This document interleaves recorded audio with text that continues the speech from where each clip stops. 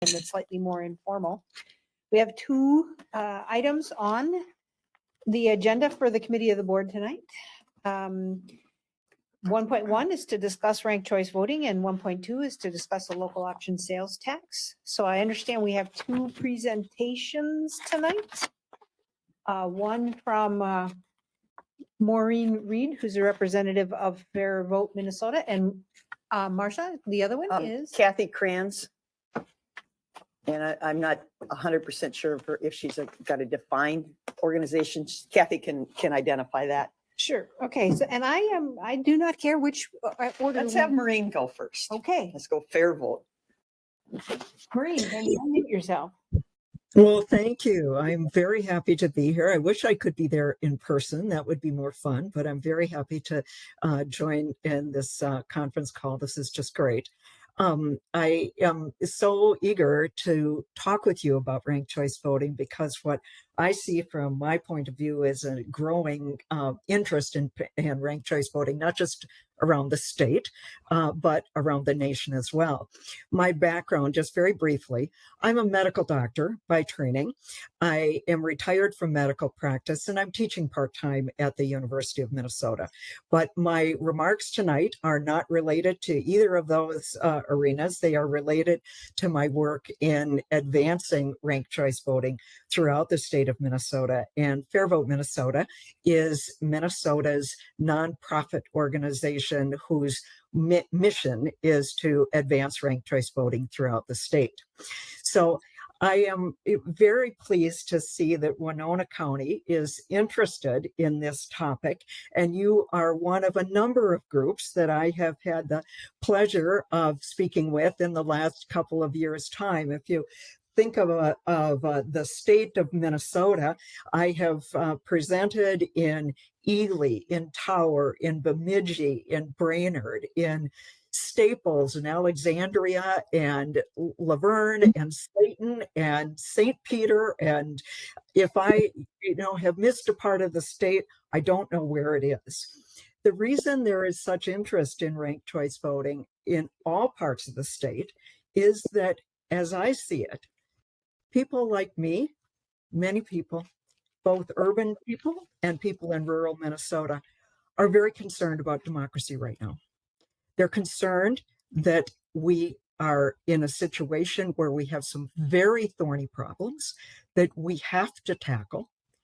And yet our political process has dragged us into a very toxic method of addressing those thorny problems, which then all too often leads to stalemate and more disenchantment with the political process and with our precious democracy.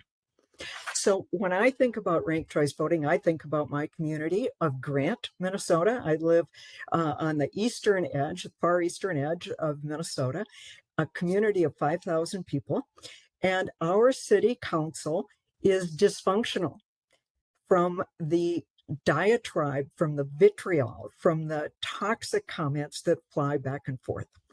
I wish that my city, Grant, Minnesota, could have ranked choice voting, but we are prohibited from having ranked choice voting in a city as small as ours, and because we are not a charter city.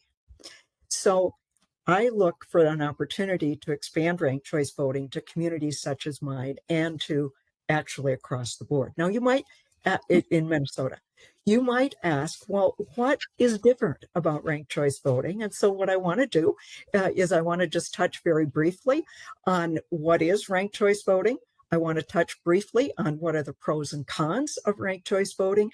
And I love your questions. I love the questions, the comments, and the challenges that come from elected officials who you have thought oftentimes long and hard about these kinds of issues. So we see then in Minnesota that our voting by and large is plurality voting. That is, that we have a system whereby a candidate for office does not have to woo the support of a majority of voters, that is more than 50%. They can, in fact, win elected office with less than 50% of voters. And then when they get to into their positions, because they are not serving and have not been brought into that position with more than 50% of voters, they have a very small base from which they continue to draw from and play to. I believe that that is a problem. Now, in ranked choice voting, it differs from plurality voting in some very specific ways. And I want to ask Heidi, or maybe Chair Meyer, I could ask you, am I able to screen share here or not? Hi, Maureen. This is Heidi. Yes, you can share your screen. So at the bottom of the Ring Central screen, Yes. there should be a maybe third from the left share screen that maybe looks like a little TV, Okay. and then there's a blue up arrow right next to it. Yep. And then Okay. there should be a couple options that will pop up. Okay. And here we go. There, perfect. Can you Looks see good. what I'm seeing? These just the few slides here. Yes. Yep, All priorities. right, very good, thank you. So as I'm looking now at my screen, what I'm seeing is that a current ballot, the way this works with the current voting system, we're all so familiar with it. For any office that you might be thinking about, it says vote for one. I could vote for Mike, for Brian, for Mary. I'll tell you this, when I think about these three candidates, I know that I think that Mike is the best choice. Brian, I suppose I could live with. And Mary and I have never seen eye to eye on anything ever.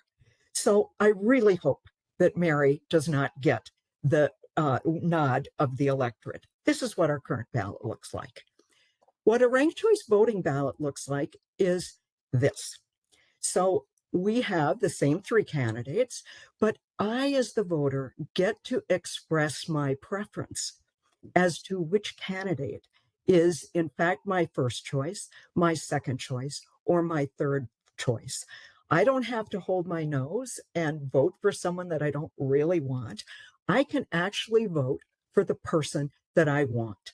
And so my ballot, I'm going to fill it out this way, that Brian is my very first choice, Mike, my second choice, and there, Mary, not the person that I would want under any circumstances.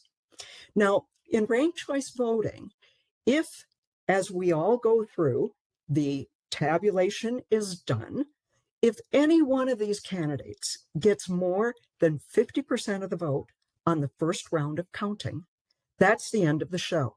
So if Mary gets 51% of the vote and the first round of counting, she is the elected official. It's the end of the story. But if you have a situation like this, where Mike has gotten 40% of the vote, Brian, 18%, Mary, 42%, no one has reached that winning threshold. What then happens is that the votes are retabulated. Brian's votes, because he was the low vote getter, are going to be divided up based on the second choice of the voters that voted for him first. And so it looks like this. Here we have round one, but round two, you see that Mike's votes are all still being counted, and Mary's votes are all still being counted, but Brian's votes have been divided based on the second choice of his voters, and 7% go to Mike and 10% go to Mary. So I'm going to come out of screen share here. And I don't know if must I do anything to come out of screen share, or has that been accomplished already, Heidi? Yes. It is. Okay. So in this kind of a circumstance, you might ask, well, what difference does it make? Well, the difference that it makes, and I find that county commissioners, I find that city council members understand immediately the difference when they are campaigning. You walk down the street now, in the usual mode, you see your opponent's sign on somebody's yard, you're not going to go up and knock on that person's door, probably. But in ranked choice voting, you would say, I thought that that neighbor, Cindy, was going to support me. It seems that she's not.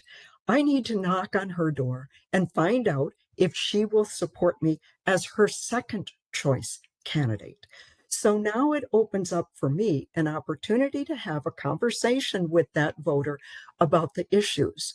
I am not going to trash my opponent because I would never get the second choice of that voter if I trashed their first choice. So instead, we devolve into a conversation about issues and issue-based election campaigning.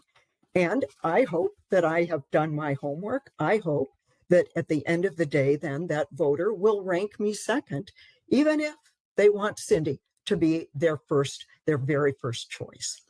It changes not only the tenor of the campaign, it decreases and can decrease the toxicity of the campaign, point us towards an issue-oriented kind of campaign, and lead us to a situation where the voters have then elevated someone into that role that knows that they have a majority of the constituents behind them.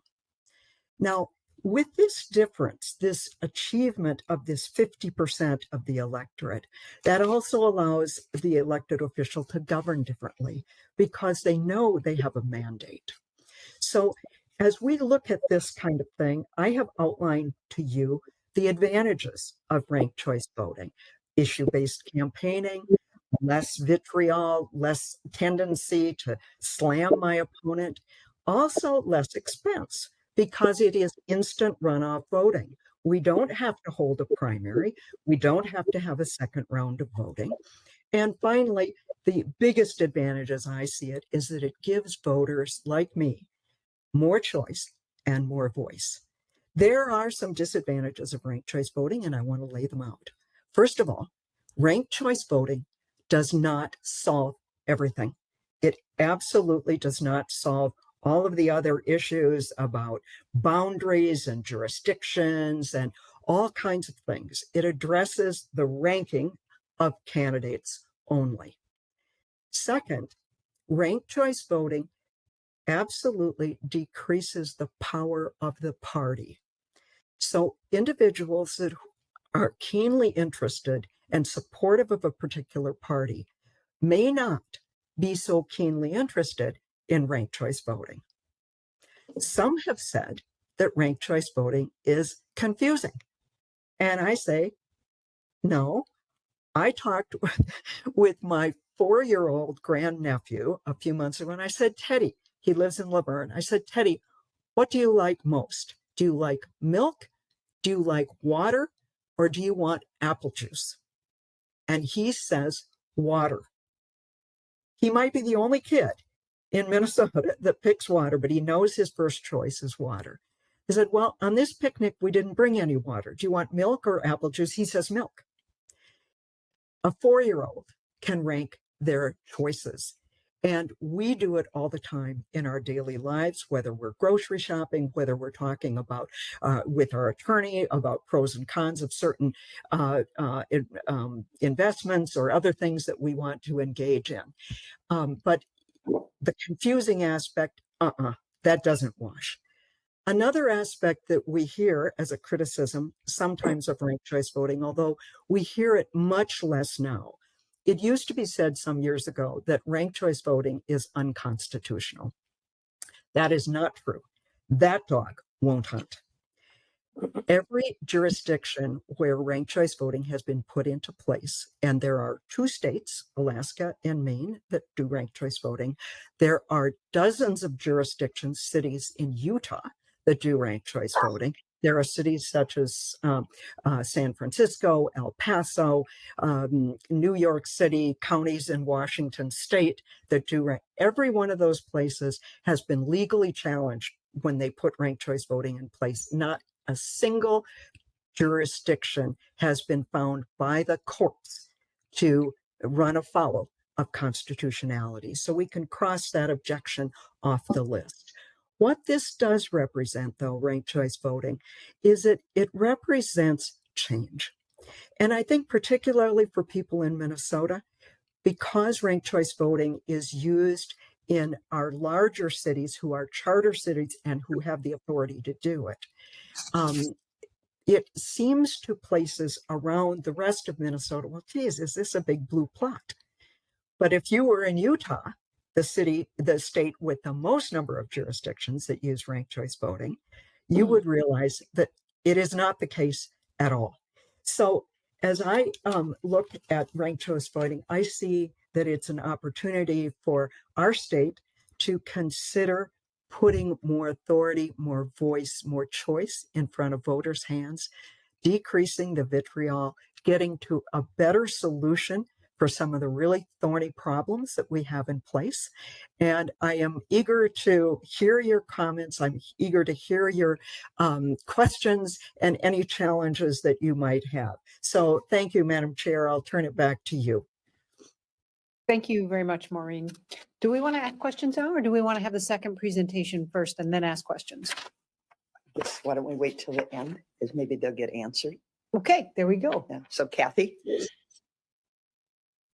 So with us is Kathy Kranz. Yeah, from Kathy, Kaufman can and you give Kranz. us I apologize. Kathy and I have only communicated over the telephone. So this is the first time I've visually seen her. Welcome. And can you give us just a little background where you come from, Kathy, and your organizations? Yes, that will be part of my presentation. All right, thank you. Please go ahead then, Kathy. Okay, let's see here. All right, can you see the Yes, presentation? Okay. we got it. Well, good afternoon, commissioners, and very nice to meet you, Maureen. Thank you for allowing me to present why ranked choice voting is not my first, second, or third choice for elections. Let me introduce myself to you as an informed and concerned current voter in Bloomington, Minnesota, a city who's under RCV. I'm an accountant, but that's not why I'm here. I do like the numbers, though. I'm not a paid lobbyist, but I was one of many who testified during the state legislature this spring. I'm also very familiar with the Winona County area, growing up on the other side of the river in Durand, Wisconsin. My first year of teaching high school was in neighboring Alma. While later, my oldest started his college career in St. Mary's, and 2 nephews graduated from Winona State. So I've been in Winona a number of times. I've chosen some highlights today for you due to consideration of your time, but no, there's so much more to talk about. Let me congratulate you on taking the initiative like Brooklyn Park did last year at this time, when they were lobbied by Fair Vote about enacting RCV as an election method for a second time and decided to look closer. You have decided to listen to both sides of the issue, which is critical to your voting public. This has not always been the case in any of the 5 Minnesota cities that have adopted RCV, leaving their voters confused, uninformed, and surprised, especially when asked to vote on a referendum adopting RCV in their municipality without complete information. And I've listed all of those. It's interesting that these are all inner and outer ring cities in the metro area and have none of the rural attributes of Winona County. But there also has been rejection of using RCV in Minnesota. In 2010, Renwing, the Charter Commission stopped RCV there. In Duluth, RCV was rejected by a huge margin in their referendum. And in Brooklyn Park, who's been approached twice, in 2015, the city council stopped listening about ranked choice voting. And then in 2022, the Charter Commission decided to table RCV, the consideration of RCV. Minnetonka and Bloomington are looking to repeal the existing RCV that came in 2020. Let me tell you a little bit how RCV in Bloomington and Minnetonka came to be. The tactics were similar. Fair Vote lobbied city council and charter members in both cities and made their move during COVID under lockdown emergency orders. Residents who were caught unaware of RCV and what it was asked for more time for information and discernment for the public, but were basically denied by the councils. Only one side of the RCV program, financed generously by large donors, was given to uninformed residents just months before the city council voted to put the referendums on the ballot, despite both charter commissions rejecting it. I say uninformed because the city did not allow its residents enough time to research and understand such a major decision in the way each resident voted. That's why allowing me here today is so crucial. Both advantages and disadvantages must be presented to avoid possible buyer's remorse for a right so important to each of us, our right to vote equally. In fact, last year when Bloomington was circulating their petition to put a repeal question back on the ballot, many of the 3,600 signers said they had no idea what they were voting for in 2020, and now were not in favor of RCV. In Minnesota, the move to or away from RCV is bipartisan, but three crucial Minnesota-based sources are important to look at when determining the viability of RCV elections. Let's quickly examine the myths of ranked choice voting as presented by the proponents of Fair Vote and its supporters, and research by the U of M Humphrey Institute's Dr. Larry Jacobs and PhD candidate Penny Thomas. This research paper came out at the end of the 2023 Minnesota first legislative session, but significantly impacted the Fair Vote bill sponsored by Senator Kelly Morrison, from full-blown statewide RCV implementation to a funded election task force. The Institute published their findings on the claims of Fair Vote when promoting the merits of RCV. They found them either unsubstantiated or lacking. The state dodged a bullet when the Secretary of State said Minnesota was not ready for statewide RCV. In March of this year, in a plea to the state legislature, Secretary of State Steve Simon pointedly said Minnesota is not ready. His reasons apply here in Winona County as they do with the state. I'll refer to them a little later. And don't take my word for any of this information. There are plenty of municipalities besides my own we can learn from before we spend too much time and waste too much money to overhaul a system that works well for the voters. Myth number one, RCV reduces today's polarization of political parties. I'm here to tell you that in Bloomington and Minnetonka, that's just not true. Social media was ripe with partisan banter and bickering, even in a so-called nonpartisan municipal race, when parties publicly threw support to their preferred candidates. And while third-party candidates have no barriers to enter any current races, those that do under RCV still only garner 6.6% of the vote. Myth number two, RCV increases more diverse candidates who win. As with any election system, the registration rules determine who enters the race. It is the candidates who enter the race that create the diversity, not the election system. And while under RCV, an example is the 2017 Minneapolis mayoral race, where minority candidates enter a race, they have not been successful in winning that often. Other reasons, such as targeted campaign for diverse candidates, or even the lack of interest by diverse candidates, can be major factors on whether or not these candidates do register to run. It's not proven to be correlated directly to RCV. Myth number three, RCV increases voter turnout and engagement of voters of color. In a study by the University of Missouri's Department of Political Science, researchers found no increase in turnout under RCV. Other studies found that RCV decreases with the minority and marginalized populations due to its confusion and complexity. RCV demands knowledge of all the candidates to rank effectively. That's asking and expecting a lot from voters. If you're referring to the 2017 Minneapolis mayoral race, that would have been 37 candidates to research. In Bloomington's RCV election, the difference in turnout between the general elections in 2019 without RCV and in 2021 with RCV was reduced by 6.1% of all registered voters who chose to stay home. Myth number four, RCV decreases negative campaigning to appeal to all voters. In a Maine study in 2018, increased negativity was found in their RCV races. Other factors are at play. In this polarized climate, media coverage or lack thereof itself creates negative campaigning. Twitter, Facebook, Instagram, newspapers, opinion pieces, party endorsements, all can lead to candidate competition and rivalry, which may appear negative. RCV is confusing. How many of you understand and actually could properly count the results of a simple RCV election? How many questions would you have when presented with a ballot to be ranked if you received little or no education? If you want to use RCV, you have ongoing education costs, not just initially, but every election. People move. Some may not have voted before, and still others don't speak the language.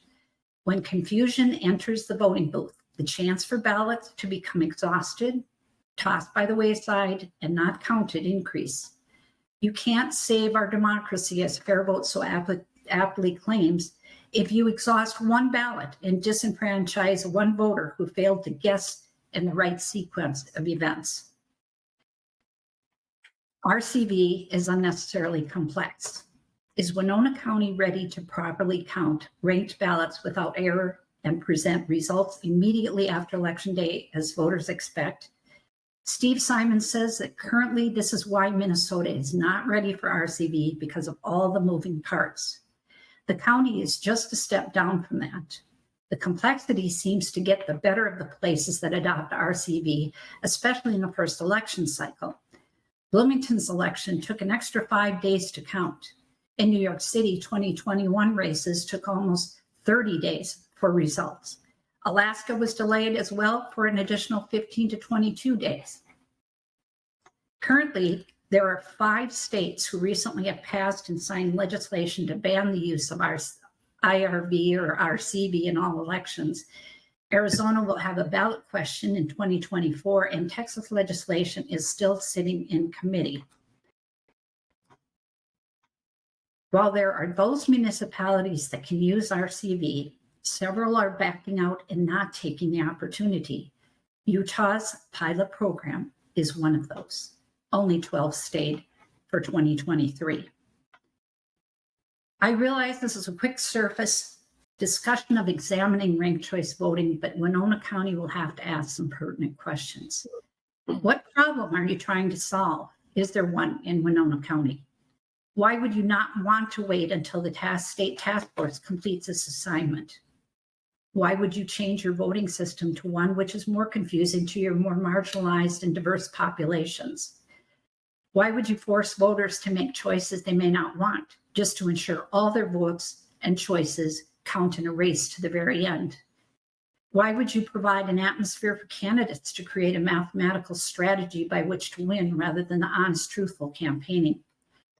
Why would you consider a voting scheme that a majority of the time does not result in a pure majority, rather a diluted majority of the last 2 candidates standing? What would implementing RCV in Winona County cost from voter education to election reporting? To summarize, Minnesota itself is not so ripe for a wholesale change in their election system because there are no compelling problems, and democracy is doing just fine. Our democracy is harmed when even one voter becomes disenfranchised because their vote was tossed. So let's preserve it. I'm open for questions too. Thank you. Thank you very much, Kathy. I have a question. Yeah. Just to start us off, could one of you, Maureen or Kathy, tell us where is this, where's the legislature at? I understood earlier in the year that there was a push at the legislature, but that didn't move through, but something did. So where is the state of Minnesota at? Maybe give them both a chance to answer. Yeah, that task force was created. I'm happy to address that. I still have a screen share up, and so I'm not seeing very Yes. well the Sorry. faces around the table. Okay. Yeah, there we go. Thank you, Kathy. That's great. So the legislation that was introduced at the beginning of the legislative session this year had 3 parts. The first part was the local options, which gives jurisdictions who are like non-charter cities, counties, school boards, the opportunity to use ranked choice voting should they choose. That aspect of the bill strongly supported by Secretary of State Simon. In fact, he carried that bill back a few years ago before he became Secretary of State. Second aspect of the bill was statewide movement to statewide ranked choice voting in a subsequent year, 2026. The third aspect was a task force or a study group to study the implications of ranked choice voting in Minnesota and to make it possible for ranked choice voting to proceed, because of course changes would need to be made. So what happened at the legislature was that the bill was amended to do the ranked choice voting study. It's not called a task force, it's called a work group. And to move forward with putting in place the kinds of knowledge and information that will be necessary to do ranked choice voting more broadly. Then next legislative session, we will, in having the benefit of that information coming back, we will then move forward with legislation that again puts forth the local option for jurisdictions throughout Minnesota and also puts forth a statewide ranked choice voting for Minnesota at a subsequent date. So the ranked choice voting for local options is seen as a near term. No jurisdiction would be required to do it. Many jurisdictions are taking a look at it and considering whether to do it or not, including some that I would just mention that in the last year, for example, Murray County supported the local options bill. The League of Minnesota Cities supports local options. Otter Tail County supports local options and ranked choice voting. Cook County does. So there are many jurisdictions, Bemidji, City of Bemidji. So there are many jurisdictions that are interested in watching and seeing this legislation move forward. When do we expect the results of the study?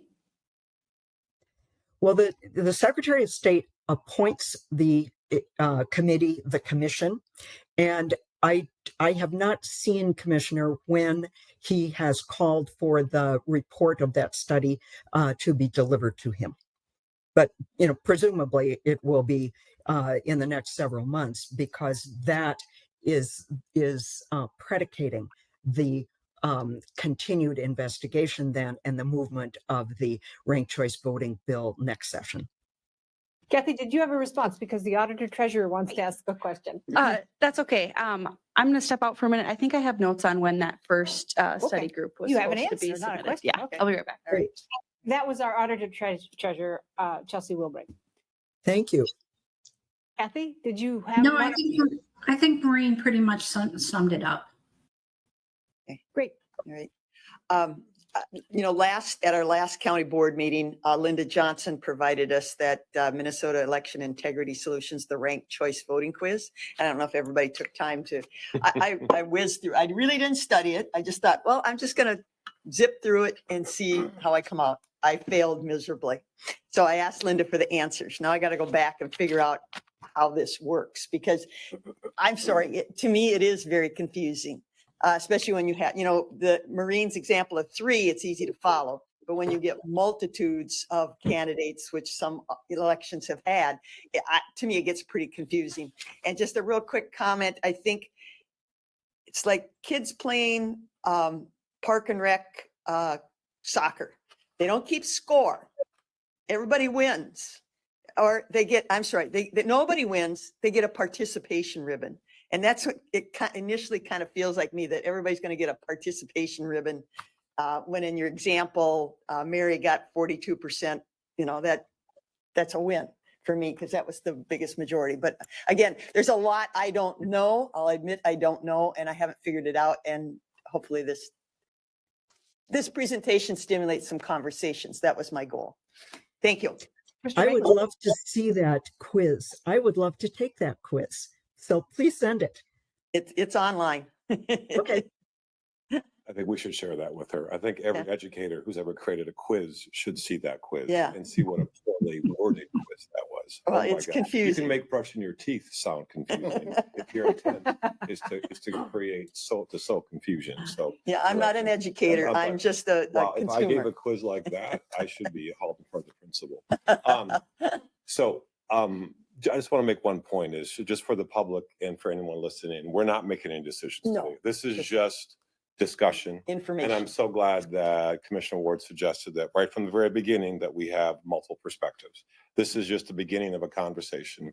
I think that we should listen and follow what's happening in St. Paul and DC, but almost every change in American history that's been positive almost always starts at the local level and then bubbles up. So I'm not saying that we should, run way ahead of what's happening, but I don't think that we should stop and wait for what's happening. We should listen in to what's happening in St. Paul, but not let that, discourage us or just have us stop and watch, because it is important that we have a grassroots discussion of it. There are some very legitimate concerns. If you ask someone to rank your first three choices, it's simple. Maureen, I'm inside this comment. I'm gonna direct two questions to you. Could Sure. you explain a little bit later how? So let's say that Commissioner Ward, myself, and Commissioner Olson run. None of us get 50%. Let's say that I have the lowest vote total. How does the county then how does it then reassign my votes to the others in terms of like real basic, in terms of how that tabulation and those reassigning of votes, how that happens, and maybe we should also explain. Maybe Chelsea can help explain what kind of voting system, is used, etc. Well, actually, it's the same for counties everywhere in Minnesota, right? But how does that just, in very basic terms, how, if I have the lowest vote total and none of us got 50%, how are they reassigned, within the machine? Do the machines do it instantly or is it hand tabulated? So that's a question I want Yes, they do. All voting machines in Minnesota are now capable of doing this, and the software is free. So the voting machines have the capability. The software would have to be installed. The question that you're asking, Commissioner, is actually one of the things that I am sure that this work group is going to be looking at. The result is instantaneous. So in a blink, the machine will say, this is the first round of counting, and nobody got over 50%. And then in a blink, it will take a look at the second choices of the candidate who got the fewest number of votes. You let yourself be out there as the guy that gets the lowest number. I won't have a horse in that race, but the machine will take a look at that. It will look at all of the people, all of the voters that ranked ranked you first, and it will automatically reassign their votes based on who was their second choice. So it's called single ballot reassignment. So people are not voting twice. Everybody, it's immediate. I would mention with regard to delays that have been seen in some of the other places that Kathy Kranz mentioned. Those delays are in fact real. They are not attributable to ranked choice voting. In Alaska, for instance, Alaska holds not its polls open, but it holds its counting open for a full 2 to 3 weeks. And they have since statehood in the 1950s, because they literally have ballots that are being delivered by dog sled. So they need to, their method of holding their counting open relates to their particular issue of having a huge state that is very, very rural. The issues in some of the other states where there were delays were not related to the ranked choice voting, but it was related to other methodology that the jurisdiction decided to put in place. The machines can deliver the answer instantaneously. Kathy, before we should let you jump in a second. I just want to ask a follow-up question. So the software exists to make it relatively quick. And it's also possible for people who would want to challenge the results to see the paper ballots as well. Is that a fair description of the process? If a group Absolutely. or person- Absolutely. The It is right. same situation as exists today, where the voter puts the paper ballot in, all of those ballots are retained. In Minnesota, we're talking about now, all those ballots are retained. In your example, your 3 people example, you split up the votes and it was, I think it was supposed to be 18%, but you only split up 17%. Because that's based on what their well, votes. it's a rounding error. So you split up, Yeah. know, That could be if somebody voted, they didn't understand the system and they voted for you 3 times. Well, then Brian didn't have any number 1, or they voted for you and then they voted for Brian and then they voted for Brian. Well, Brian's number 2 choice is. Isn't that called a wasted ballot or something? no, it's not. end up- That ballot would be rejected by the machine in the same way. So I'm an election judge, but Well, you in the same way, Vote for In this- one. You don't want to Fine. rank That's one. fine. That's not a wasted ballot? that is not a wasted ballot. The machine will reject that, and the ballot judge will then say to the voter, you want to take a look at your ballot. Now, in fact, if a voter owns their ballot, that's what I love. And so if you really want to cast an invalid ballot, you can do that. But who would advise on that point? A bigger issue actually with ranked choice voting is people who don't rank all 3 candidates. So there are 3 on the ballot. It's Mike and Brian and Mary. But let's say I only want to vote for Brian. I don't really care about the other 2. But then Brian gets washed out. And so the computer then looks, the voting machine looks to see who was my second choice. Well, I didn't have a second choice. I have that right as a voter not to give a second choice. It is exactly the same as if I went into the polling place and I decided I'm going to vote for governor, but I'm not going to vote for state senate. I'm going to leave that open. You might say to me, Maureen, you left some of your power as a voter on the table. Yes, that's true. But as a voter, I own my ballot. So I am not required to rank all of the people that are there. I can rank just one. I don't have to rank any of them. I can leave it blank if I want as a voter. That's the beauty of our voting system and our democracy. But that is called then an exhausted ballot. If I didn't rank somebody as second or third, that is an exhausted ballot. But it is technically the same thing as if I didn't vote for state senator. My vote would have been exhausted for state senator. Before we move forward, how long do you think that you will need to discuss the local option sales tax? Not like 5 minutes, and we can actually discuss it during the board meeting if you want to take it off the consent or consent. Should we give this 5 more minutes and Yeah. leave 10 minutes for the? Yeah, Yep, let's okay, so- 5. Because this is just a starting It's conversation. just a starting. Yeah. Yeah. So we should give So Kathy a Kathy- chance to yes, respond. right. And Maureen and Kathy will apologize. We didn't give you a sense of time or give you suggestions or limits in terms of Yeah, it was responses. But kinda- Kathy, go ahead if you want to respond to either my question or any other comments. No, I'm fine with that. If you have questions, I'm here to answer, but Well, I don't Chelsea- have anything to add. I don't want to cut any commissioners off, but Chelsea made a face while while Maureen was talking, and I really wanted to hear what that was about. Okay.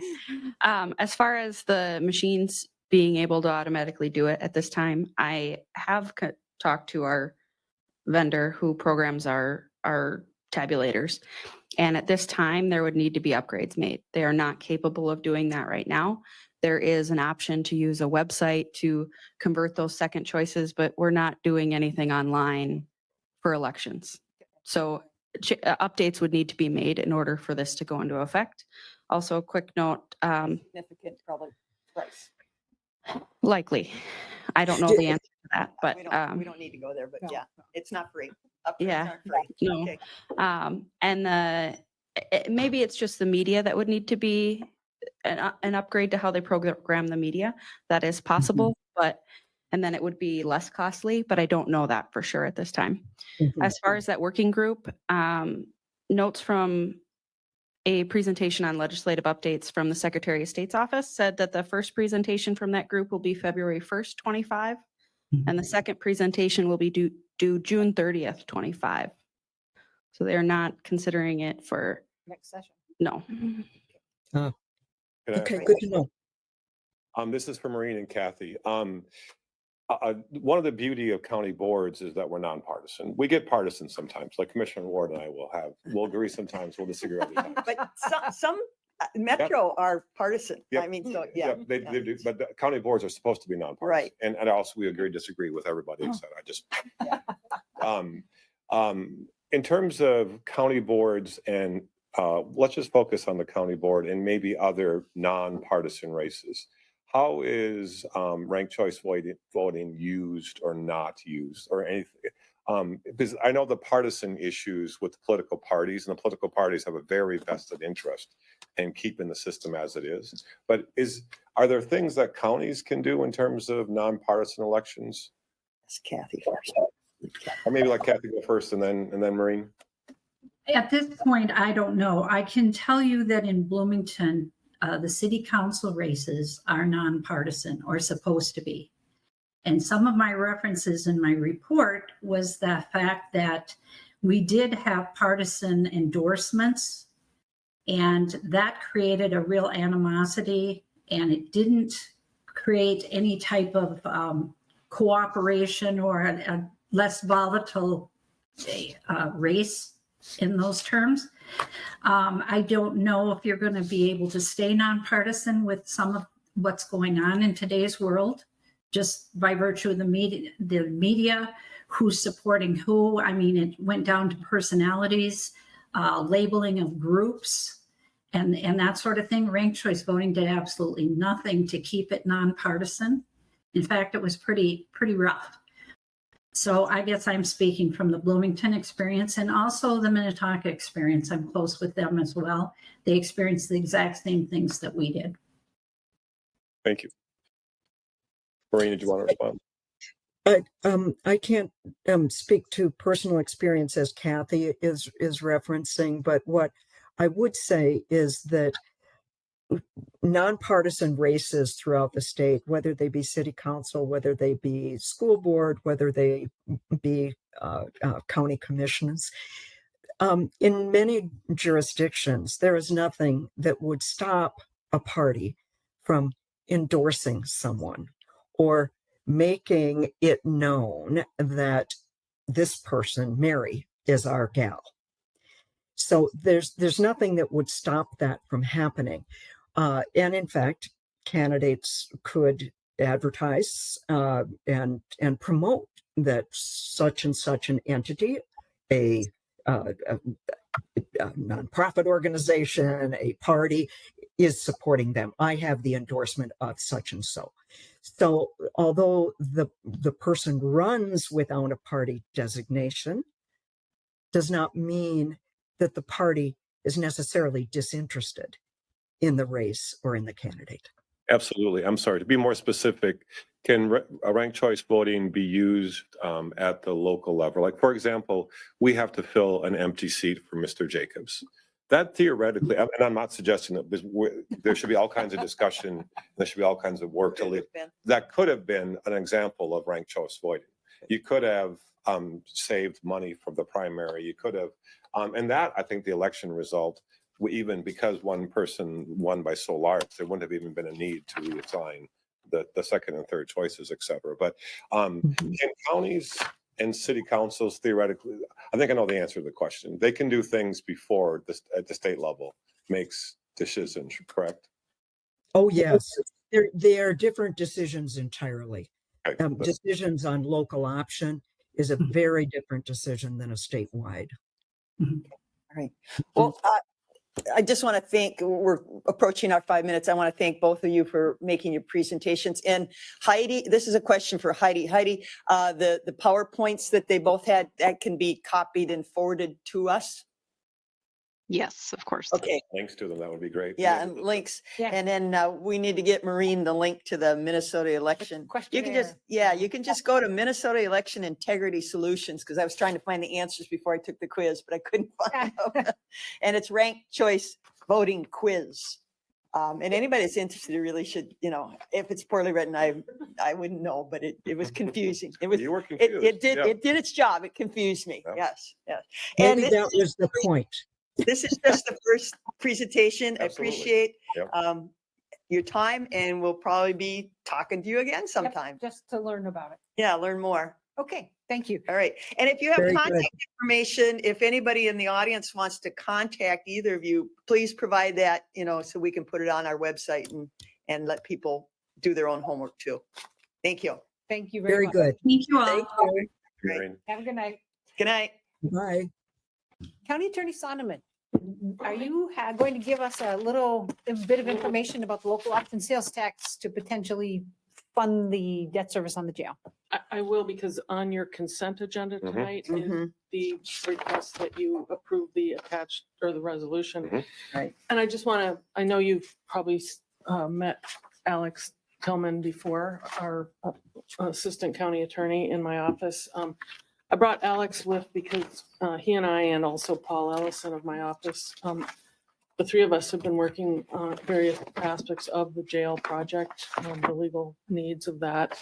And Alex has recently been working very closely on some of the contracts that are involved in the jail construction project. So, but we have a good team over there, and I leverage. It's not like I monopolize everybody's time for this project. Okay, we got a lot of other things we're doing. So, anyways, yeah, I have put together an agenda item here that's pretty self-explanatory, but I do want to explain that just remembering back on December 13th of last year, you approved a resolution asking again the second time for the legislature to approve the ability to go to the voters to ask for approval through a referendum for a local option sales tax to fund up to $28 million plus interest for the jail project.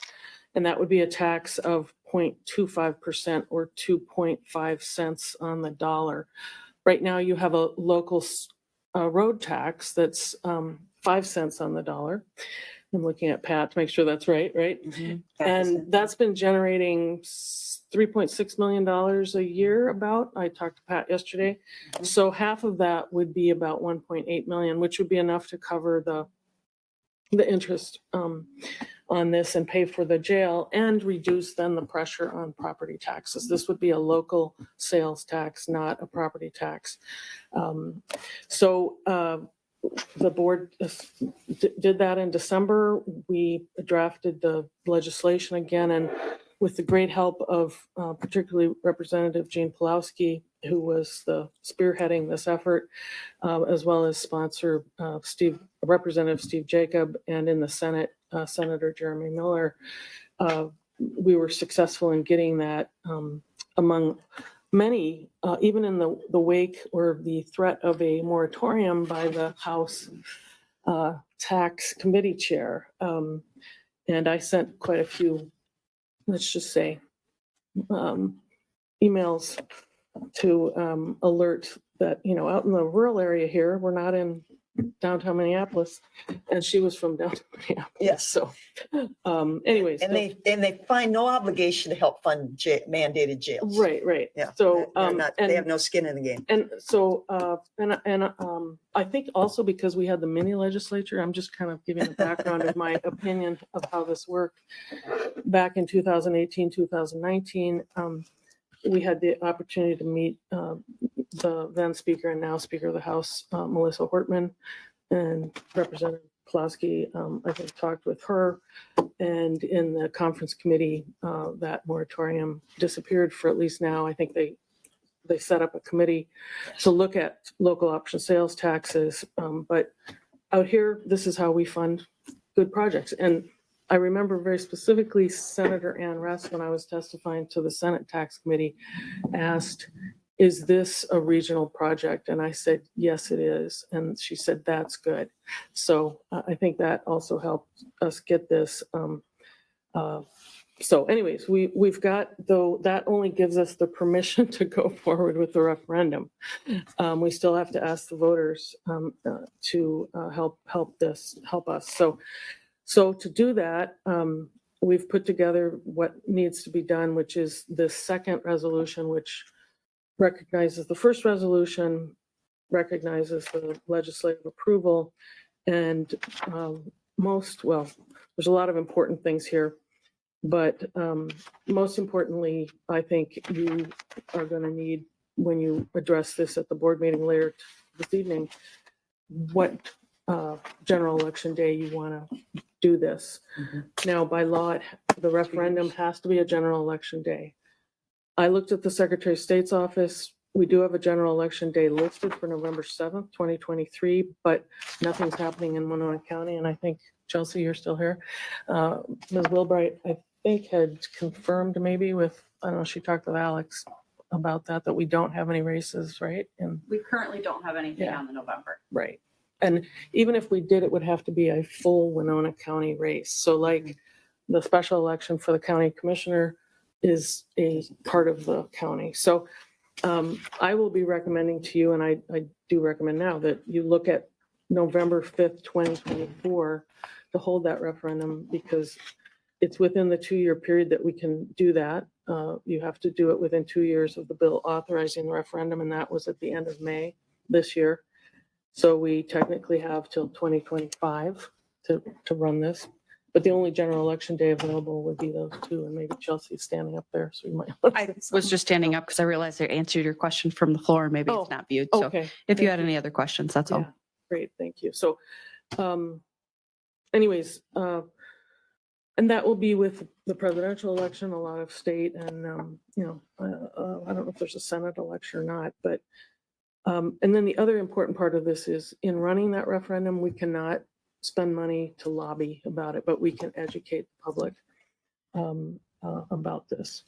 So I have a question on that. Okay, we can't spend money, but as But we can individuals. spend money, but we can't spend it on lobbying. Oh, yeah. But, okay, so as individuals of this board, can we go out and speak to groups and Yeah. advocate one way We or the can't other? spend public funds. Right. Yeah, So you yeah. could So individually I advocate for can't it. claim mileage if I go to the Right, meeting. right, yeah. And additionally, the county can host or put on some type of a public forum to discuss it, so long as they have the opportunity for both sides to present. And so that's another option for this campaign, although we can't Call it a publicly campaign for Right. it. Okay, so I'm not being denied showing my support. No, for you it, can, talking to people. as your own personal Yeah. time as the Yeah. commissioner, you could Mhm. advocate for it. Okay, all right. Yep. No gag orders. The county can't be taking out ads in the paper. Yes. Right, it's Gotcha. not a political campaign. No.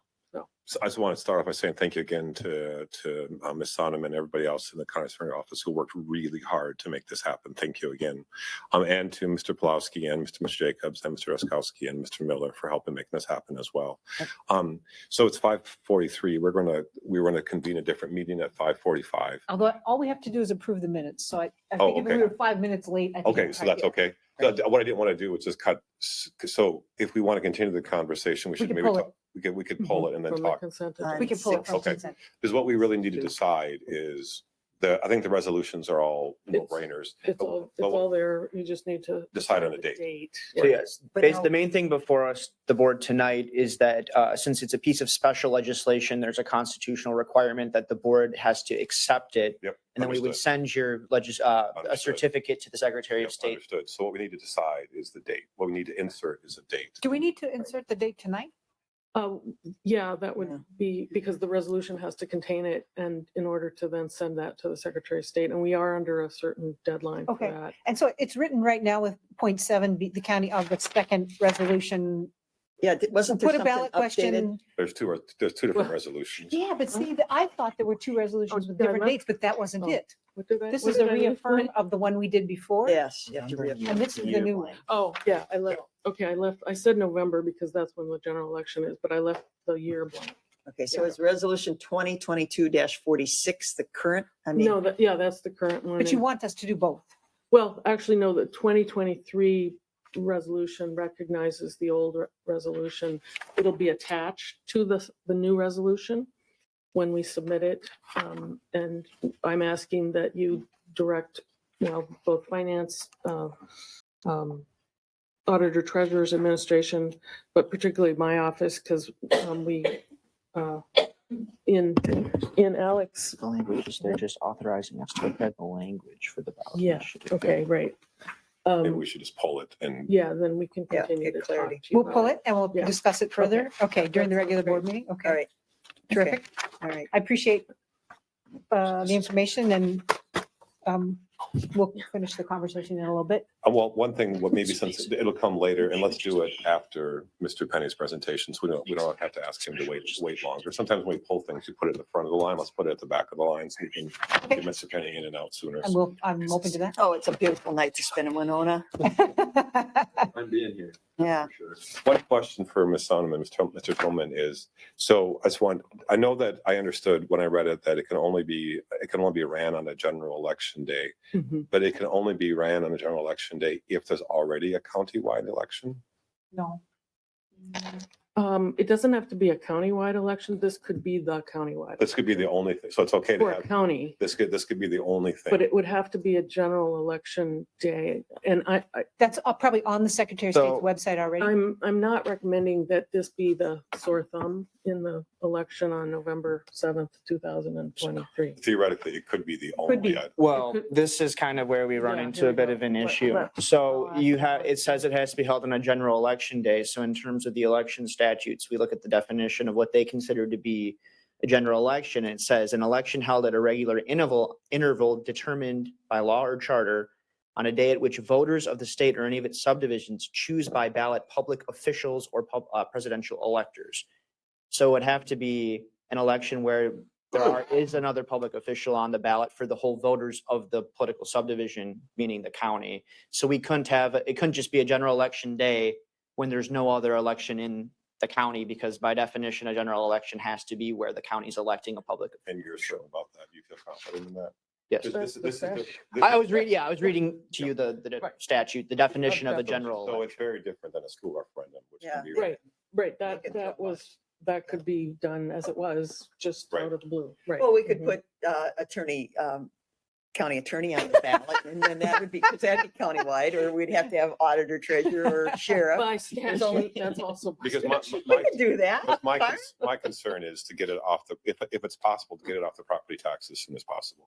But it But that wouldn't be in 2023, but it looks like we almost have no choice. I don't Yeah, think we- because yeah, it there's sounds no like that. general election. Unless- I'm sorry, Ms. And Wilbur. yeah, is there a general election next year? I don't think there is. For Next year? 2023. For 23, we don't have 2024. anything currently Nothing on at the this ballot. point in time. It'd have to be a, Right. Mhm. okay, All right, so would someone like to move to adjourn yeah, I'll move to adjourn the committee. How about a second? I'll second that. Any discussion? All those in favor, please signify by saying aye. Aye. If anyone's opposed, we are adjourned. Okay, I'm going to call to order the June 27th Board of Equalization Appeal and Equalization. Administrator Holte is celebrating her wedding anniversary. I understood she was flying into Canada somewhere to go fishing. So the finance director is filling in for us tonight. So this is the finance director, Pat Moga. Pat, what are we doing at the Board of Appeal and Equalization? Approving the minutes. Okay, Board, or the county board that's approving the minutes, or the Board of Equalization approving? Be the Board of Board of Equalization. okay. I am that. Yes. Yes, Just didn't know if I was Yep, supposed come to- all the way up. or Oh. maybe- Please do. Come and join us. yes. Okay, so the minutes are in our packet. They're on page 17. Commissioner Bagley had some questions before, but I think he got them answered. So does anyone else have any questions or concerns about the minutes as they read in our I'll packet? move to approve the minutes to get it up on the table for discussion. Thank you. I'll move to approve them. Second. Okay. Commissioner Bagley's moved and Commissioner Olson has second approval of the minutes from the Board of Appeal and Equalization that was held on the 20th of June of this year. Is there any further discussion? I have just a question, since Ms. Wilbright has indicated she's a member. Is there any others that are members of the Board of Equalization that aren't present? Nope. See that No. it No. mentions in the And- minutes, the assessor, John Conway, but Oh, was giving the presentation. yeah, Okay. he's not a Not- voting, okay, he's not a okay. voting member. I just, And I did for the not, record. and we did not get clarity if I could have voted or anything on, so I just listened. I did not vote, because I was not, Oh, you were remote. yeah, I was Commissioner Ward was remote. attending. And we the didn't get Central. clarity if that was allowed to vote, so I just listened. We had enough for a forum without. Okay. Yeah. Yeah, you could have voted, given the rules of the I open thought meeting so act too, of but COVID, we didn't get yeah. clarity and I thought it was a different statute. As long as you would have noticed and Yeah, posted her right. location prior to. the Did you meeting. notice and post your location where you were? I told them ahead of time where I was gonna Was it be, but noticed on I the don't- board I don't, website? I Okay. don't know. Well, that's So what happened. The public Yeah. notice of your remote appearance, you could have Yeah. participated and Yeah. voted. And maybe, so I just sat there and listened Okay. and gritted my teeth and Okay. clenched my hands in anguish. I tried to get you to talk, but And my phone isn't cooperating. I need a new phone. I think the minutes look okay. any further discussion? Hearing none. All those in favor, please signify by saying aye. Aye. Is anyone opposed, say nay? Are you abstaining, Commissioner Ward? I guess I would listen. What's the proper, If you weren't, well, you were listening. Yeah. sure. And you're on the board. I'll vote aye. Yeah, okay. I'll vote Okay. aye. You were Uh, present. You were present. That's good. Approval is unanimous. Motion carries. Thank you. Would someone like to move to adjourn? So moved. Second. Commissioner Olson's move, Bagley has seconded adjournment of the Board of Appeal and Equalization. Is there any further discussion? Hearing none. All those in favor, please signify by saying aye. Aye. If anyone's opposed, say nay. We are adjourned. We have 8 minutes. I got a quick. If there are folks in the audience that would like to share some thoughts with us, please try to limit your comments to 2 minutes and start by telling us your name and address. So if there's anyone in the audience, please just step forward to the podium.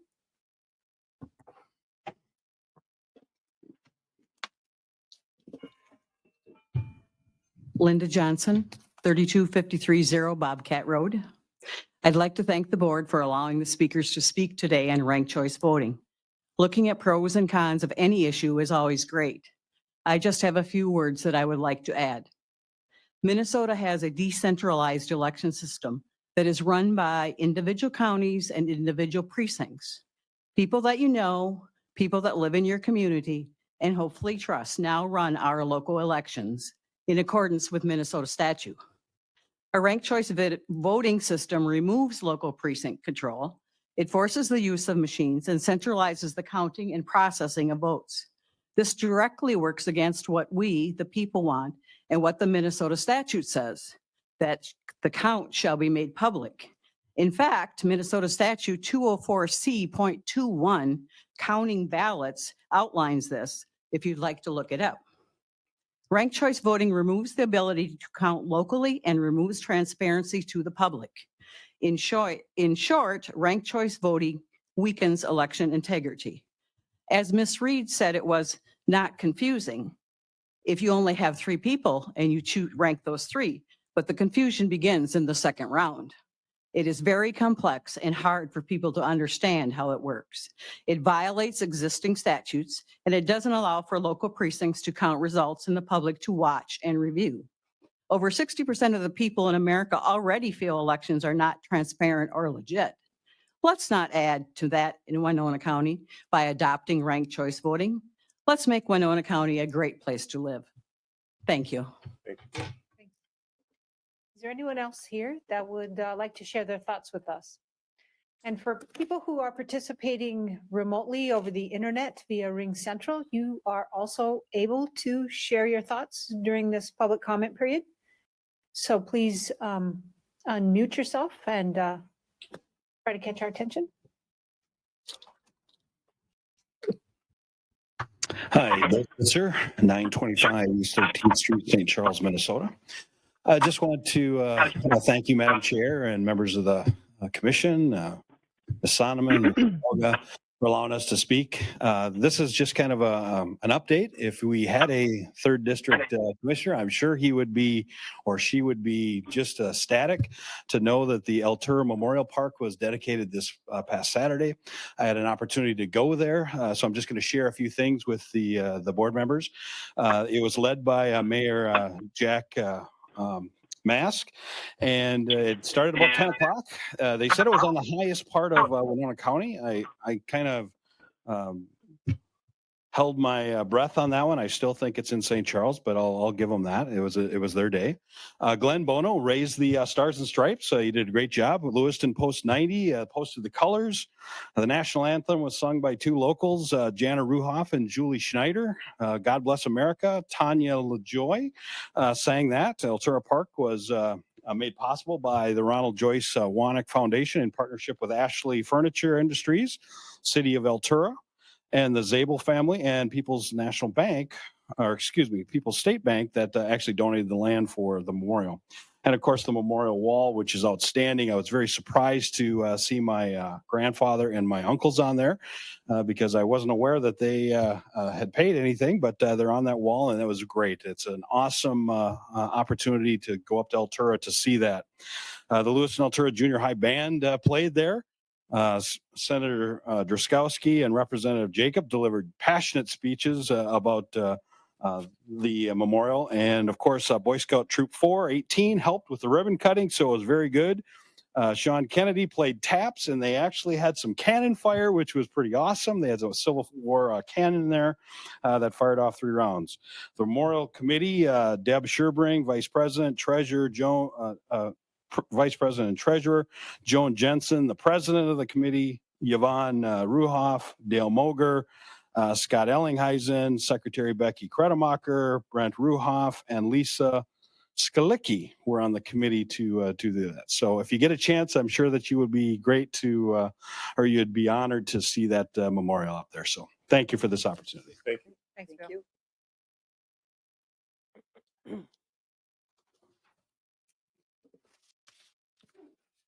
Good afternoon. I'm Jerry O'Biggle, 84 Saratoga Court, Winona, Minnesota. I am just a small part of Veterans Court. I am one of the coordinators. And Ashley Hall they're actually in a conference down in Texas. But I had gotten some news that they're working with some of the veterans actually need kind of like, it's like a more intense probation. Well, in a way, some of these guys have to be hooked up on different types of monitors, either alcohol for drugs or else even a leg monitor. And I was talking with Cam, and Cam is actually owned by a veteran. And he cut the prices down so low that they're probably making like $2 per hookup. So I'd like to say, there again, Cam is veteran owned, and Bruce Samantha does the hookups. He's actually a veteran also. Thank you. Is there anyone else either here in the room or participating over the internet that would like to share in the public comment period? And I will ask 2 more times. Is there anyone here in the audience or participating over Ring Central that would like to participate in the public comment period? And for the final time, if there's anyone here who would like to participate in public comment, please step forward, state your name and address, and tell us your thoughts. Hearing none, public comment is closed. We move on to our next order of business, which is approval of some past county board minutes. I'll move to approve the county board minutes from June 13th. I'll second that. Okay, Commissioner Ward has moved. Commissioner Vagley has seconded approval of the county board minutes from June 13th of 2023. Is there any further discussion? Hearing none, all those in favor, please signify by saying aye. Aye. If anyone's opposed, nay. Motion carries. We have some approved committee minutes to acknowledge. I'll move to approve the Parks and Environmental Advisory Committee minutes. Second. Okay, Commissioner Vagley has moved. Commissioner Olson has seconded approval of Parks and Environment Advisory Committee meetings, April 4th, 2023. Any further discussion? Hearing none, all those in favor, please signify by saying aye. Aye. If anyone's opposed, nay. Motion carries. We now are at consent business. And approval of the agenda. Commissioner Ward. Thank you. I would like to pull 6.1 for a separate vote. And I have a couple questions on 6.3, the contract for sentencing to serve. And I need a separate vote on 6.7 and 6.8. And then I have two committee communications, please. I'm inclined to either move all of them before or after the report from the Southern Minnesota Initiative Foundation. They'll be short. I mean, Okay. it's not a lengthy. In that case, we'll move them all to beforehand. So 7.01 is what was 6.1.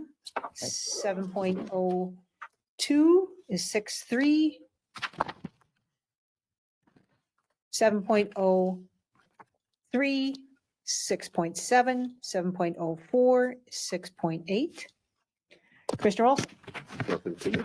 Commissioner Bagley. I'd like to pull 6.2 and just so we could continue talking about it and to set a date. And if possible, could we do that? That might take a few more minutes, but probably not, but just in case, maybe after Mr. Penny's presentation. Okay, so we will make 6.2 item 7.2. And then I have one comment at the end. Okay, I have one announcement. Okay. So in order to move forward, we, Move to approve the amended agenda. Second. okay, Commissioner Ward has moved, Commissioner Olson has seconded approval of the agenda as it was modified.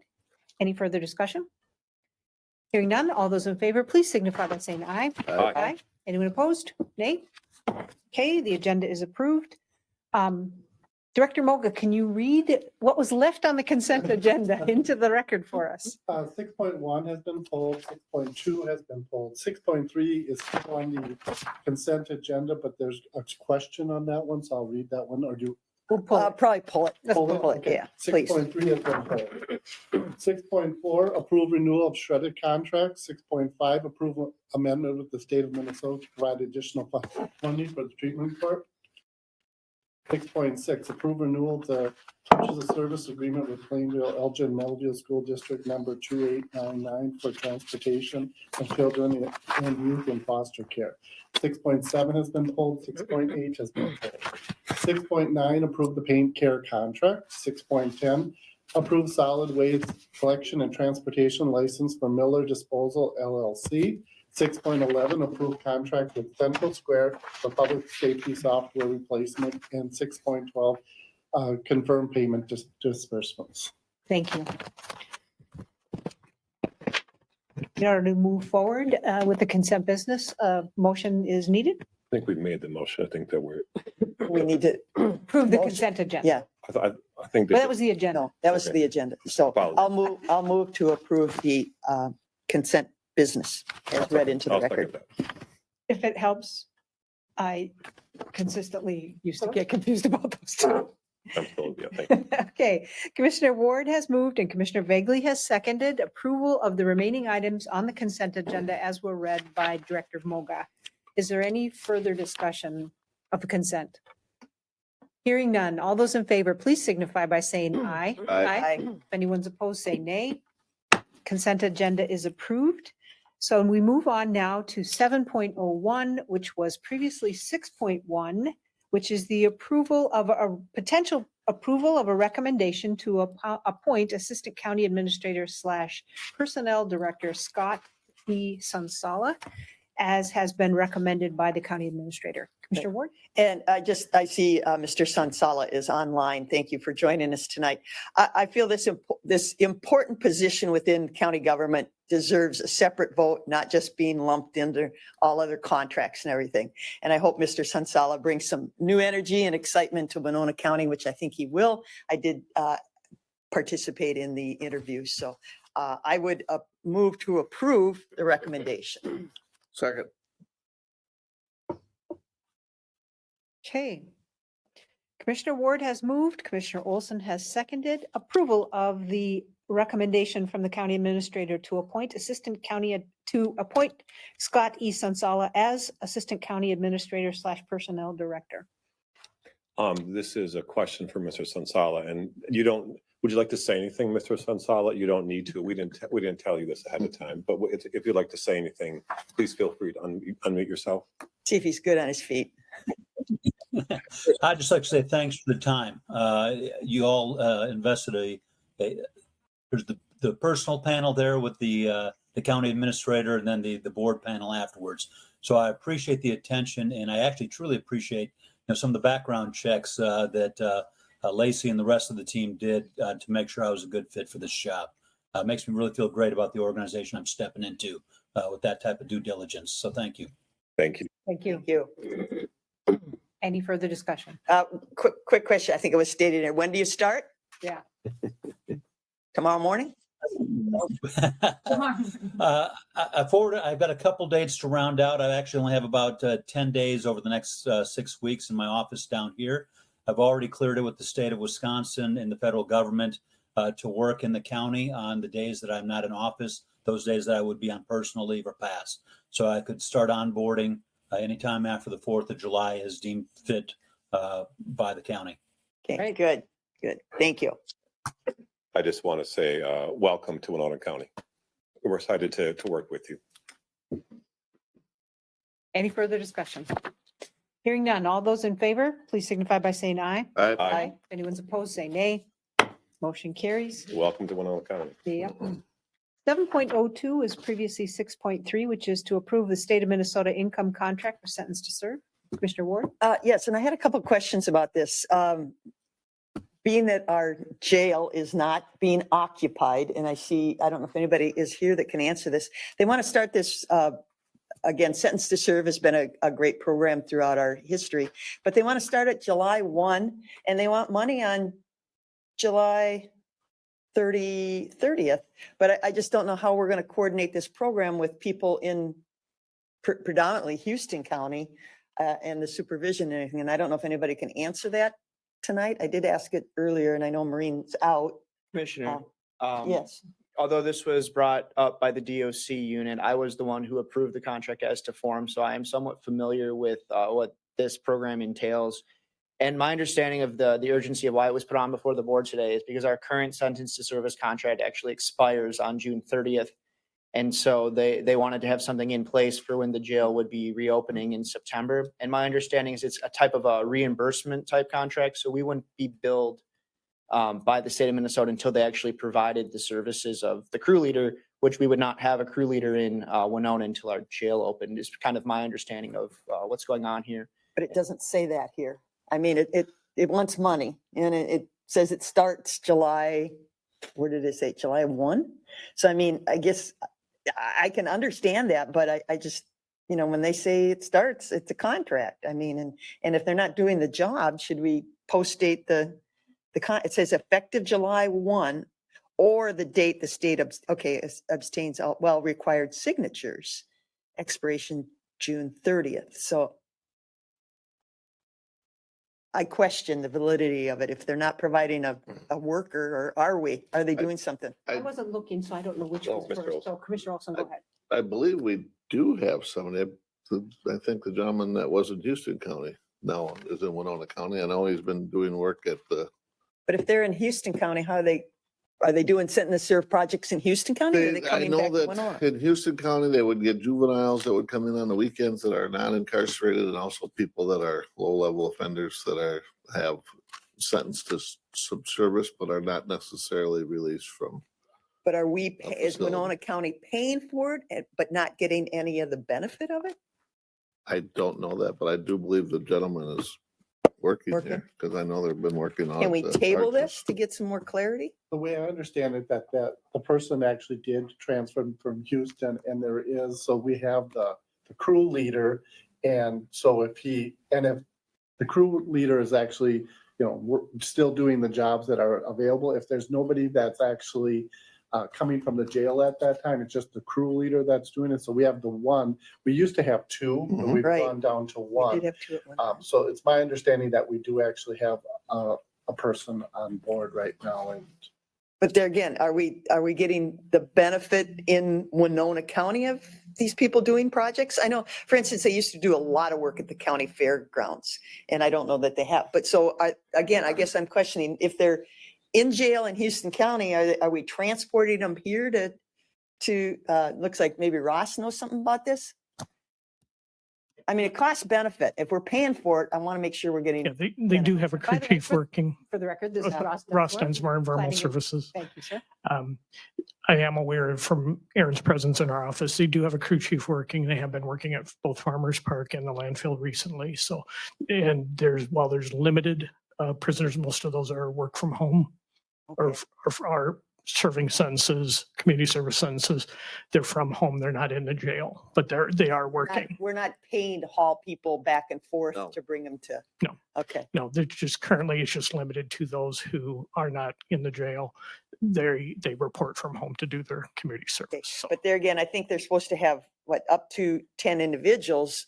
If we're paying the full brunt of the contract and we only got, I mean, if we don't have 10, I think again, we're getting taken advantage of by the state of Minnesota.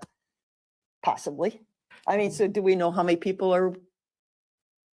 It's always been highly variable. It can be anywhere from 2 to 15. So it's. I guess, I mean, it just don't.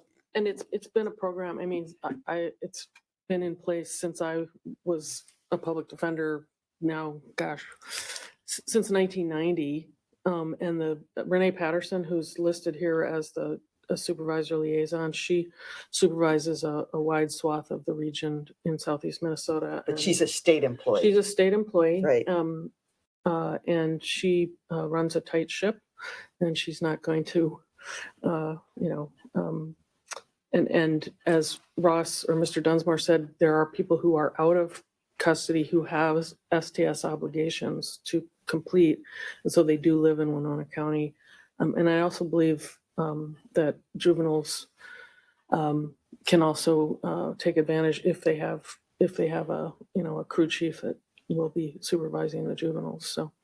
Okay, well, I guess I would really like to have I'd like to have a detailed report from Ms. Patterson as to how many and what types of things, we're getting accomplished. I can email her. I was emailing her about something else. I just feel this is a little irresponsible to sign a contract when we don't know really what's going on. Commissioner Vagley? I think it's important and helpful to just double check and just to revisit what's being done. And I know that there's, in addition to the work that Mr. Dunsmore mentioned, just this past winter, I helped a refugee family move, and there was 4 members from the local STS group as well that were working with us to move this refugee family. So there's a wide range of stuff, but it is important just to ensure that we're only getting billed for services that actually happen and that things are happening in Winona County. But I think that there's probably a time factor because today's June 27th and the current contract expires on June 30th. June And the 30th. state is typically late, although there was some, as Alex was describing to me, there was a few little bumps in the road on this one, not on our end, but on the state's. So it's like the treatment court contract. We just got that a couple days ago, actually, and we were able to squeeze it on the agenda. So the state isn't always as prompt. Nope. Well, we need to hold them more accountable. Motion to approve. I'll second. I'll second that, but I would like to, if what Commissioner Ward finds out, I would love to see just to make sure that, just to double check and confirm what's happening and making sure. I'll type ask of Ms. report. Patterson Yep. to send me a report, and then I'll distribute it to Maureen and you All all. of us. So Thank you, because that's important every now and then, just to revisit what's happening and but because it is sometimes there are shifting sands. Okay, Commissioner Olson's moved. Commissioner Vagley has seconded approval of the state of Minnesota income contract for sentence to serve. Is there any further discussion? I'm going to abstain. I'm going to not support it because I don't like the timing and everything and the lack of information. I think that's just asking us to rubber stamp something for the state of Minnesota, and that they need to do better homework. And not rush us. Yes. Yeah. Any further discussion? And not want money before we know what we're paying for. Any further discussion? Hearing none, all those in favor, please signify by saying aye. Aye. And opposed? Nay. Motion carries. Nay or abstention, just to clarify. Nay, I'm gonna nay Okay, it. okay, gotcha. I'm gonna nay it. Yep. Thank you. Okay, item 7.03 was previously 6.7, which is to approve the potentially approve the LELS 536 labor agreement for 2023-2024. Commissioner Ward? Yes, again, I'm regretfully, there is no pay for performance discussion with this labor contract. I'll move to approve the labor agreement. I'll second that as long as they don't have to have a quote on number of tickets issued. Commissioner Vagley has moved. Commissioner Olson has seconded approval of item 7.03, which is to approve the LELS 536 labor agreement for 2023-2024. Is there any further discussion? Hearing none. All those in favor, please signify by saying aye. Aye. Aye.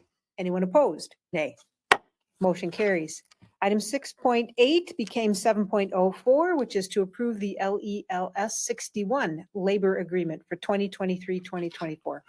And again, there is no discussion or no options for pay for performance, which I strongly believe we need to incorporate into our contracts. Motion to approve. LEL I'll second that. 61. Sorry. I'm sorry. I'll second that. Commissioner Olson's moved. Commissioner Vagley has seconded approval of the contract for LELS 61 labor agreement for 2023-2024. Any further discussion? Hearing none. All those in favor, please signify by saying aye. Aye. If anyone's opposed, please say nay. Nay. Motion carries. That moves us on to general business. 7.1 is to receive Southern Minnesota Initiative Foundation update presentation. Mr. Penny? Thank you. Tim Penny with Southern Minnesota Initiative Foundation. As always, I appreciate the opportunity to give the county board an annual update on the work of our foundation here in our 20 county Southern Minnesota region. And I want to compliment you for the efficiency of this meeting. I served in Congress for 12 years and things don't move this quickly or efficiently there, needless to say. Thank you as well for past and ongoing support for the work of our foundation. Each of the 20 counties in our region does provide some level of support for our foundation's work. We do raise about 10% of our annual budget from those local donations from counties, cities, corporations, banks, and individuals, and it's much appreciated. We do three things. We invest in entrepreneurship here across our 20 county region with some lending programs, some other projects and activities, local foods work, et cetera. We invest a couple million annually in early childhood needs here in our region. The needs there are great, and we try to be a helpful complement and supplement to what others are bringing to the table to meet childcare needs in our region. And then we have a category of programming that's available only to the smallest towns in our region. We're fortunate in our 20 county region to have 12 regional centers.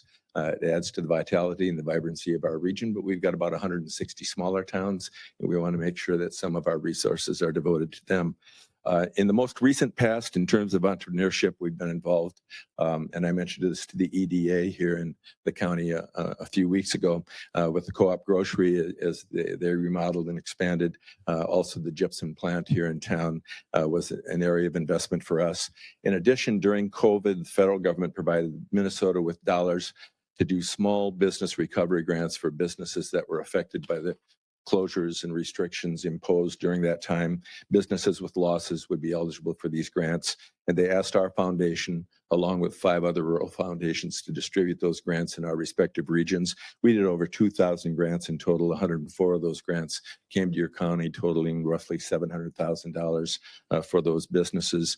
And then we have provided to 2 organizations, the Sustainable Farming Association and the Minnesota Farmers Market Association, VISTA workers, to help them support and enhance the local food sector here in our part of the state. We think that's an important part of our local economy. In early childhood, we do some grant making every year. One of our more recent grants was for preschool programming in the St. Charles School District, but we also provide across the region to about 60 organizations, roughly 25,000 early reader books for groups and organizations addressing those needs. And those books have come to York County in terms of grants to Lewiston, the Winona School District, the Winona Public Library, and others. We also do provider trainings to make sure that our early childhood providers, both in-home and center-based providers, can get the continuing ed credits they need to stay in business and be the best they can be. We did 29 of those trainings last year. Over 700 providers took advantage of those free trainings. And a number of providers in Winona County take advantage of that each year. And then last but not least, we're in the final year of a contract with the AmeriCorps program where we have used those AmeriCorps workers in early childhood space. And 2 of those workers have been dedicated to projects here in your county, one at the Montessori and another at Semcock Head Start. In terms of our small town programming, we do small town grants, and I think we just ended our application for small town grants, and a few towns in your county did apply this year for these small town grants for projects and activities to help them. We also give away paint every year for a variety of projects. I don't have the current list of paint recipients, but I know last year Altura, Lewiston, and the Winona County Fair got paint from that program for murals or historic buildings. And then we help smaller towns create and maintain community funds so they can raise dollars, build an endowment, and then invest in the vitality of their communities. And St. Charles is one of those community funds. And Mr.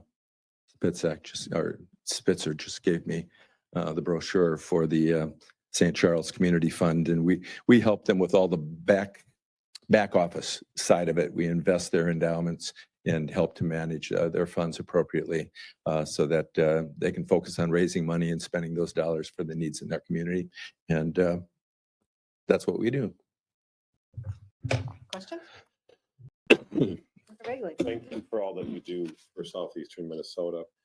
At some point, Mr. Penny, and we can do this follow-up afterwards, I'd like to learn more about, on the backside in the economic development section, he talks about SPIF's local foods peer network. I'd like to learn more about who the best contact person, because that's something when my first 2 terms I was very interested in. I did some work with local foods to help local farmers can connect with local, especially large institutional buyers. So if afterwards we can disconnect, that would be awesome. Yep, I'll make sure you get that information. Thank you. Question on, again, yes, thank you for coming. Acres for Good. Have you always been in the farmland succession programming?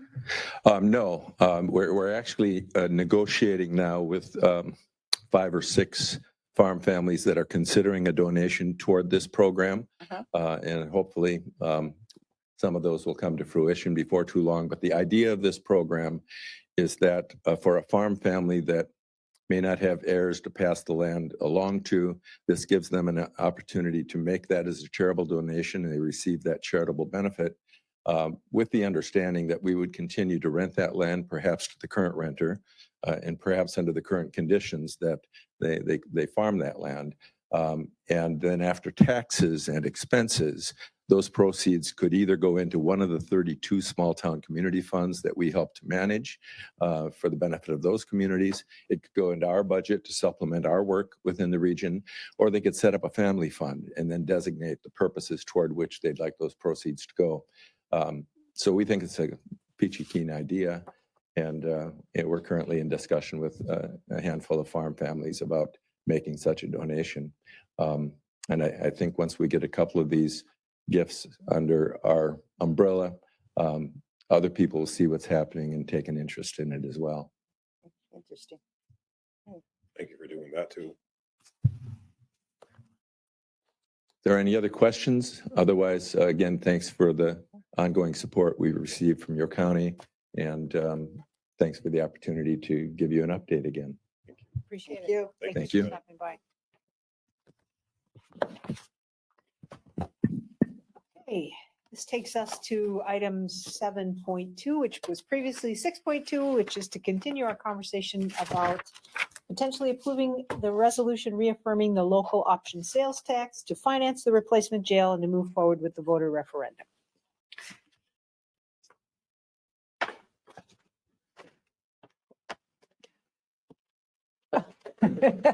For clarity, we have discussed this somewhat, but there's some defining things we need to determine tonight. to go Right, in and, this. and I'd just like to Yep. clarify too, by doing your December 13th, 2022 resolution, you had already approved going ahead with the referendum if it was approved by the legislature. So it's really not a matter of going ahead with the referendum, it's a matter of when you want to go ahead with that and direct staff to take all the necessary steps to file the necessary paperwork with all the necessary state agencies and work with the auditor treasurer's office to get that referendum on the ballot. Commissioner Bagley? To get the item up on the table for discussion, I'll move to approve the resolution and to insert, correct me if I'm wrong with this, Ms. Sonneman, so we need to insert a date Great. in terms of a target date for that general, in order to have the referendum appear on a general election date on November 5th, 2024. 24 is the next date. That's So to approve the existing resolution and insert the date of November 5th, 2024. And so just for my clarification, what you're moving is to approve resolution 2022-46, right? 2023 dash blank. And 2022-46? It's attached to the, That one was previously Yeah. approved by the board. It's just referenced in the new resolution. right. And it'll need to be attached to the filing with the, So it's adding a second part to the first part. well. Well, it's- in the packet, it's, It's yeah. just reaffirming. Okay. And Second. Yeah. Yeah. All right. So motion has been made. I was not taking my notes like I'm supposed to. Okay, by Commissioner Bagley and seconded by Commissioner Olson. And it was to approve resolution 2023, which is on page 32 and 33 of our packet, which makes the necessary steps to move forward that the legislature requires for the bill that they approve for us. I wish we could do it sooner, but it seems like we're very limited to when we can run this. I would like to try to get this off of local taxpayer dollars as soon as possible. It looks like we have to wait until not this November, but a year from November. Because I think that we all would like to try to shift it off of the property tax levy and into this other funding method. It looks like we have no other options. That's the soonest that it could happen. right, given the fact there's no general election scheduled in Winona County for November 7th, 2023. And just as the new guy on the board, the thought, I think this was the understanding, is if this referendum were to pass, then we would reduce the levy by an equal amount so this wouldn't be in addition to what we're currently, the board had to raise the levy quite a bit in order to fund it as is. So the debt. idea would be if this were to pass and taxpayers agree to it, we would then decrease the levy by the same amount. And this has very clear language. It can only be used for this purpose, and it ends when the jail is paid off. Correct. Okay. Now, Attorney Sonneman said 1.8 million. I guess I had in my head that it was 1.5, but it's about $1.5 million to $1 It million. varies. I mean, our original estimate to the legislature was 1.6 million based on 2020 studies done by the University of Minnesota. $1.5 million So- is about what the annual debt service is on the That would bonds. be dip- That was Yeah. my, That that's would the be point. determined. Yes. So if it raises a little more, I think we would pay in advance. Yeah, we'll It's not like definitely we would pay it- use the money for something else. Pay it down. And the goal would be so that we would take the pressure off of the levy to meet the debt service. Right. And Commissioner Bagley, you weren't familiar. I had wanted the jail bond to be a separate line item on property taxes so people knew exactly what it was, so they would know exactly what, but I was told we couldn't do that. Yep. But yes, the idea is to reduce proportionally. Perfect. And I would think in terms of promotion, really it was the Winona Area Chamber of Commerce that came to us and asked us to make this as a proposal. I would assume that if that is, they may help us promote the thing. Well, and I would also add that it was our office's suggestion too that you do that. I mean, that in order to take the pressure off of the levy, it's really a win-win in terms of, I mean, Winona, the city of Winona, the county of Winona is a vibrant community in terms of tourist dollars. Heck, the boat is just at the levee Literally right today, now, right? yep. You know, Yeah. the new American, whatever it's called, I think Symphony. So and in talking with finance director and sitting interim director right now, Moga, he indicated that the road tax was generating $3.6 million last year, right? It varies Yeah. a little bit, but last year was about 3.6, and I mean, so it's running about that 1. And this would be half of that. Yep. Right. Yes. So, yeah, so it just gives you an idea of how much Right. money can be generated. And just as a little item of, as I'm sure you all noticed, Minnesota was able to pay off the, not Target Field, but the. US Bank Stadium. Thank you. US US Bank. Bank Stadium early. We could pay off this early Okay. with a lot of sales tax, right? So. Good. And as a side note, AMC, Association of Minnesota Counties, have formed I don't know if they're calling it a task force or a study group to work on lost local option sales tax, because legislators don't like it, but they need to be educated too, why we need this for the things that they, don't fund. And I was surprised that they passed all of them, because there was a real threat to, It had been. to right. cancel all It of them. was a moratorium for most of the section. And then, right. Change of heart Yep. stuff. Yeah. Wheeling and So we'll dealing. continue to work with our partners across the state that have looked at these, want these. And it seems like we're much more constricted, just to review, than school referendums. Like we have to get permission from the state legislature first, and then we're Yes. very limited when we could run it, because if it doesn't pass the first time, you have very little time Time to to- actually almost note. Literally, it looks like it's a one Kind of a Could one be, shot. Yeah. do or die. I think we're gonna have to look a little more clearly at that. And I understand there's an advantage with running in a presidential election, but there's so much noise and not always, but with other issues, I'm afraid that I might get lost, but. Well, maybe we can task new employees on Sala to spearhead. That can be part of the ad. Don't get lost with the lost. Right. Yeah. Alex There you has go. some good lines go. too for it too. That is not a good acronym. Lost. Okay. Any further discussion? Hearing none. All those in favor of going ahead and approving this resolution, which was put forth the steps to move forward with the local option sales tax, please signify by saying aye. Aye. If anyone's opposed, say nay. Motion has carried. Thank you. Thank you. It's our last item of business. Commissioner Ward had a couple communications. Yeah. Although I did pull out what Mr. Penny left, I like slogans and such. So I like his thing here, love where you live. And he's got a logo, the state of Minnesota, and he's got a heart over Southeast Minnesota. I think that's great. Love where you live. And luckily, right now, we're not being threatened to become a national park. That kind of fell down, but maybe never goes away. Recently, Commissioner Meyer, myself, and Director Sanis attended the SHAC, State Community Health Service Advisory Committee meeting last Friday. And, my takeaway is that the state of Minnesota and the health department is getting lots of new money. But I did ask, and I pointedly asked, we need to know where this money is coming from. Is it one-time money? Is it ongoing money?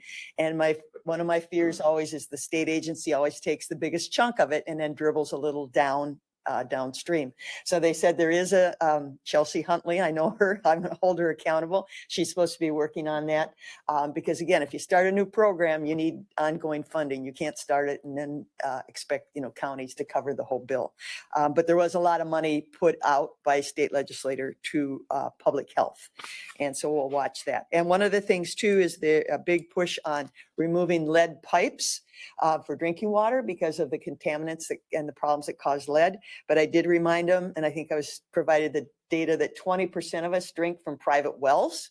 And we had a little dribbling. We had just a little tiny grant that came to Winona County. I think we sealed one well and did a couple other little projects. We need a lot more money, cost share money for that. And so the gentleman noted that. And so I will keep him on task. Thank you. And then second thing, county fairs coming up. I handed out some brochures. The Winona County Fair is July 12th through the 16th.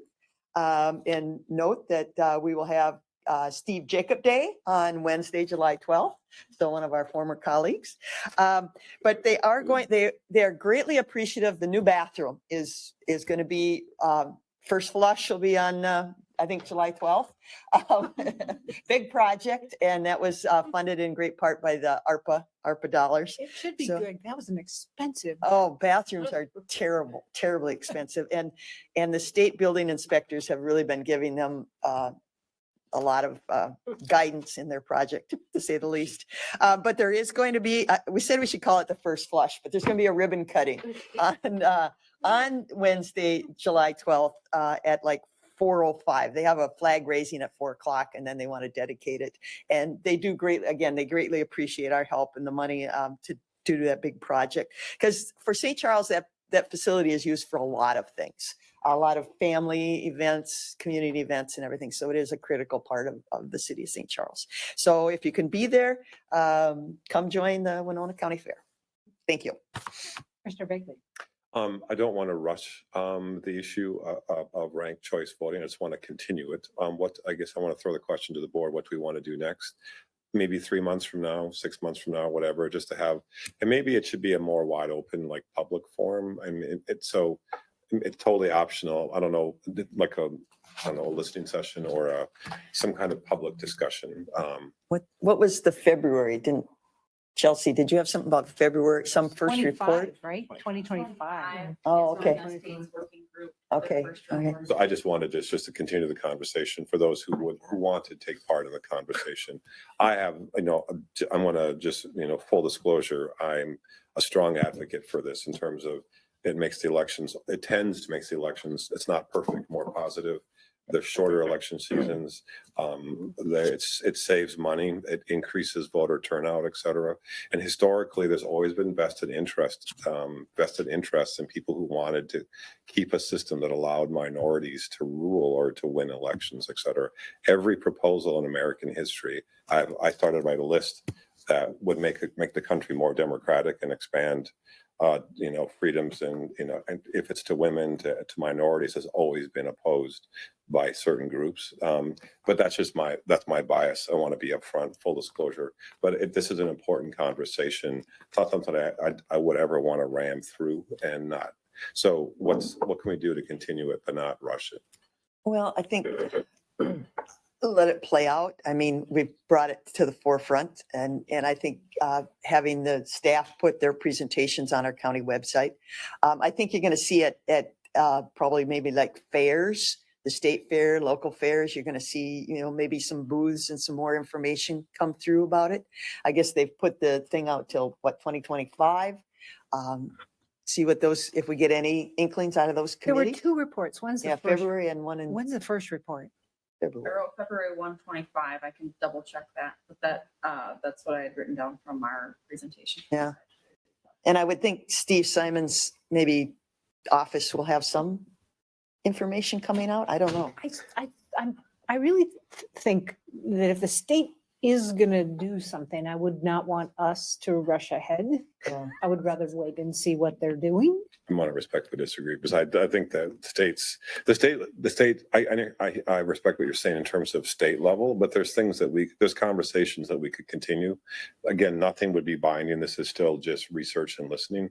Like, I don't know, maybe if we could even do something like we just did, but do it 3 or 4 months from now and do it outside of a county board meeting and just have people, and it's not meant to be a debate or a yelling session, but just, if those same 2 speakers or someone like that could just maybe at a local school or a local something else, and maybe we'll have 2 people in attendance, but it's an important conversation that I'd like to try to continue.